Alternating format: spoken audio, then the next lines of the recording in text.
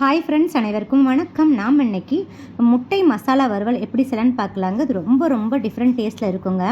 எப்பயுமே ஒரே மாதிரி நம்ம செய்யாமல் இந்த மாதிரி கொஞ்சம் டிஃப்ரெண்ட்டாக நீங்கள் செஞ்சு பாருங்கள். இது நம்ம இந்த மாதிரி ஒயிட் ரைஸ் கூடயும் மிக்ஸ் பண்ணி சாப்பிட்டுக்கலாங்க. அதே மாதிரி சாம்பார் சாதம், ரசம் சாதம் அதுக்குமே சைட் டிஷ்ஷாக வச்சுக்கலாம். ஈவன் தயிர் சாதத்துக்கெலாம் செம்ம டேஸ்ட்டாக இருக்குங்க. ஈவன் சப்பாத்திக்குமே நாம் இதை தொட்டுக்கலாங்க. அந்தளவுக்கு ரொம்ப டேஸ்ட்டாக இருக்கும்.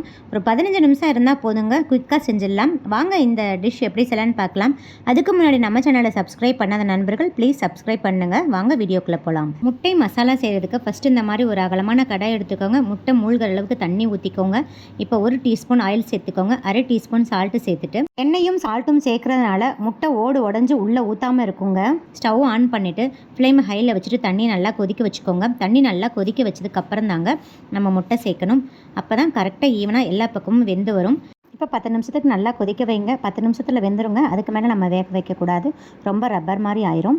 இப்போ பாருங்கள், நான் 3 முட்டை சேர்த்துருக்கேன். உங்கள் ஃபேமிலிக்கு தகுந்த மாதிரி நீங்கள் முட்டையோட அளவு இன்க்ரீஸ் பண்ணி சேர்த்துக்கோங்க. இப்போ வேகட்டும். அதுக்கு இடையில் இந்த மாதிரி ஒரு அகலமான கடாய் எடுத்துக்கோங்க. 2 டேபிள் ஸ்பூன் ஆயில் சேர்த்துக்கோங்க. இப்போ ஸ்டவ் ஆன் பண்ணிவிட்டு எண்ணெய் நல்லா காய வச்சுக்கோங்க.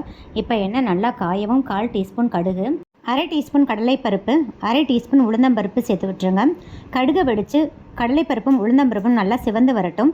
இப்போ 1/2 டீஸ்பூன் சீரகம், 1/4 டீஸ்பூன் சோம்பும் சீரகமும் நல்லா பொரிஞ்சு வரட்டும். நெக்ஸ்ட்டு 2 மிளகாய் வத்தலை இந்த மாதிரி கிள்ளி சேர்த்துக்கோங்க. நெக்ஸ்ட்டு 2 மீடியம் சைஸ் பெரிய வெங்காயத்தை நல்லா இந்த மாதிரி ஃபைனாக சாப் பண்ணி வச்சுருக்கேங்க.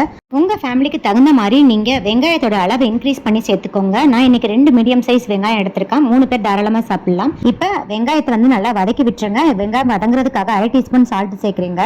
சால்ட்டு சேர்த்துட்டு மீடியம் ஃப்ளேமில் வச்சுட்டு ஒரு 3 நிமிஷத்துக்கு வெங்காயம் லைட்டாக சிவந்து பொன்னிறமாக வர அளவுக்கு வதக்கிக்கோங்க. பாருங்க, வெங்காயம் இந்த அளவுக்கு நல்லா சிவந்தா போதுங்க. இப்போ 1 டீஸ்பூன் ஃபுல்லாக பொங்க இஞ்சி பூண்டு விழுது சேர்த்து விட்டுருங்க. இஞ்சி பூண்டு விழுது சேர்த்துட்டு நல்லா 1 நிமிஷத்துக்கு அந்த இஞ்சி பூண்டோட பச்சை ஸ்மெல்லாம் போகிற அளவுக்கு வதக்கி கொடுத்துருங்க. இப்போ இஞ்சி பூண்டு விழுதோட பச்சை ஸ்மெல்லாம் போயிடுச்சு.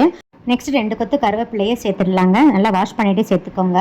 இப்போ பாருங்கள், ஒரு சிறிய சைஸ் தக்காளி எடுத்து நல்லா ஃபைனாக சாப் பண்ணி வச்சுருக்கேங்க. அதை சேர்த்துடலாம். தக்காளியோட அளவை இன்க்ரீஸ் பண்ண வேண்டாம். இப்போ தக்காளி சேர்த்துட்டு ஒரு நிமிஷத்துக்கு தக்காளி அந்த சாஃப்டாக வதங்கி வர்ற அளவுக்கு வதக்கி கொடுத்துருங்க. பாருங்கள், இப்போ தக்காளி ஓரளவுக்கு நல்லா சாஃப்ட் ஆயிடுச்சு.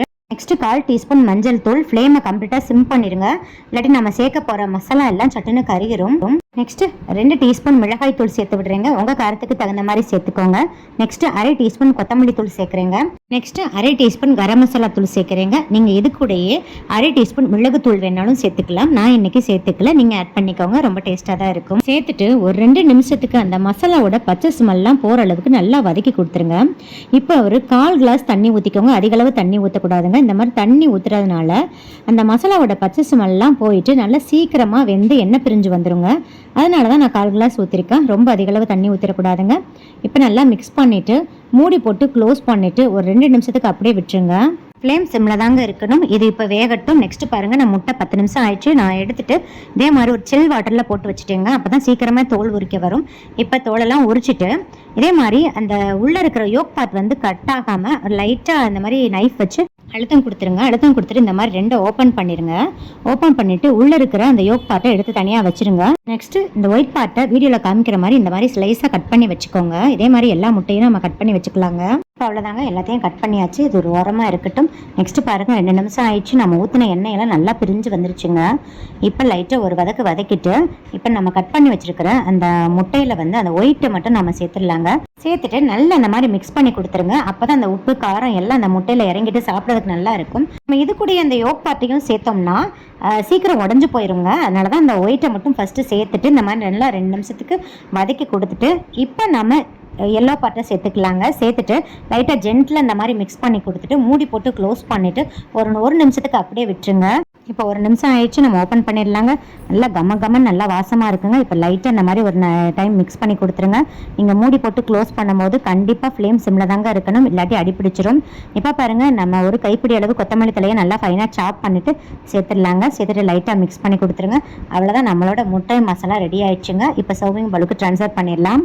பாருங்கள் ஃப்ரெண்ட்ஸ், ஃபைனலாக நம்மளோட முட்டை மசாலா ரெடி ஆயிடுச்சு. ரொம்ப ரொம்ப டேஸ்ட்டாக இருக்குங்க. நம்ம இந்த முட்டை மசாலாவை அப்படியே சூடான சாதத்தில் நல்லா மிக்ஸ் பண்ணி சாப்பிட்டோம்னா ரொம்ப ரொம்ப டேஸ்ட்டாக இருக்குங்க. இதுக்குன்னு தனியாக நம்ம குழம்பு வைக்க தேவையில்லை. இதை வந்து ரசம் சாதம், தயிர் சாதம், சாம்பார் சாதத்துக்கு சைட் டிஷ்ஷாகவும் எடுத்துக்கலாங்க. ரொம்பவும் டேஸ்ட்டாக இருக்கும். ஈவன் இதை சப்பாத்திக்கு கூட நம்ம சைட் டிஷ்ஷாக வச்சுக்கலாங்க. உங்கள் விருப்பம் தான். இந்த வீடியோ பிடிச்சிருந்தா லைக், ஷேர், கமெண்ட் பண்ணுங்கள். மறக்காமல் சப்ஸ்கிரைப் பண்ணுங்கள். உங்கள் ஃப்ரெண்ட்ஸ் அண்ட் ரிலேட்டிவ்ஸ் கூட நிறைய ஷேர் பண்ணிக்கோங்க. சுவை அறிந்திட சுவைத்து பாருங்கள். நன்றி, வணக்கம்.